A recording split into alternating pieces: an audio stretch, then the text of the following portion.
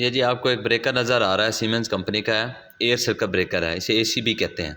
अपने previous video में मैंने इसके जो शॉर्ट सर्किट और ओवरलोड की जो सेटिंग्स होती हैं ये वाली मैंने एक्सप्लेन की थी। तो आज मैं ये जो वोल्टेज और करंट के पैरामीटर्स होते हैं ब्रेकर के, ये जो है ना एक्सप्लेन करने वाला हूं। फर्स्ट ऑफ ऑल ये देखें आप, यहाँ पे लिखा हुआ है यूई 500 वोल्टेज लिखे हुए हैं। इसका मतलब ये है कि ये इसके फंक्शनल वोल्टेज हैं, ये कंटिन्यूस ऑपरेटिंग वोल्टेज हैं 500 वोल्टेज। उसके बाद आ रहा है यूआई, ये 1000 वोल्टेज लिखे हुए हैं। तो इसका मतलब ये है कि ये इसका एक सेफ्टी मार्जिन है। फंक्शनल वोल्टेज तो इसके 500 हैं, 500 पर ये ऑपरेट हो रहा है क्योंकि ये 415 की बस बार पे लगा हुआ है।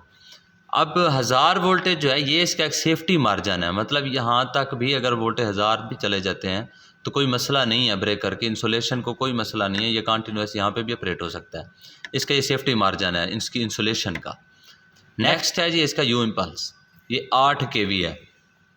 इसका मतलब ये होता है कि ये जो है ना इसके rated impulse with stand voltage होते हैं, यानी कि किसी स्विचिंग के दौरान जो एक सर जाती है वोल्टेज की तो 8 kV तक ये ब्रेकर की इंसुलेशन जो है वो उसको बेयर कर सकती है। ब्रेकर की इंसुलेशन डैमेज नहीं होगी 8 kV तक। अगर इससे ऊपर कोई सर जाती है, ट्रांजिएंट सर जाती है वोल्टेज की, वोल्टेज बढ़ते हैं तो फिर ये ब्रेकर की जो इंसुलेशन है ये डैमेज हो जाएगी। उसके बाद आते हैं जी ये करंट की दो पैरामीटर्स हैं, ICS है और ICW लिखा हुआ है। पहले आपको ये मैं ICW समझाता हूँ। ये 0.5 सेकंड का टाइम है, 50 किलो एम्पेयर यानी 50,000 एम्पेयर तक इसकी कैपेसिटी है। इसको कहते हैं short time with stand current. ये अगर थोड़े से टाइम के लिए जो है ना ये 0.5 सेकंड जैसे उसने लिख दिया है तो 0.5 सेकंड तक अगर 50 किलो एम्पेयर ब्रेकर पे लोड आता है तो ये इसको बेयर कर लेगा। ये विद स्टैंड कैपेसिटी करंट है इसका, विद स्टैंड, ये इस पर ब्रेकर को कुछ नहीं होगा, डैमेज नहीं होगा।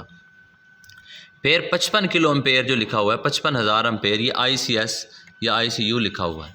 इसको कहते हैं शॉर्ट सर्किट ब्रेकिंग कैपेसिटी या unlimited short circuit breaking capacity.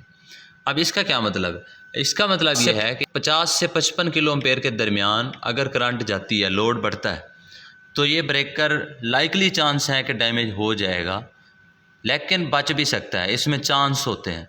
लेकिन अगर ये 55 किलो एम्पेयर से ऊपर जाते हैं, ये करंट 55 किलो एम्पेयर से ऊपर अगर बढ़ जाती है तो ये ब्रेकर फारिग हो जाएगा, मतलब ये ट्रिप नहीं करेगा और ये ब्रेकर डैमेज हो जाएगा टोटली।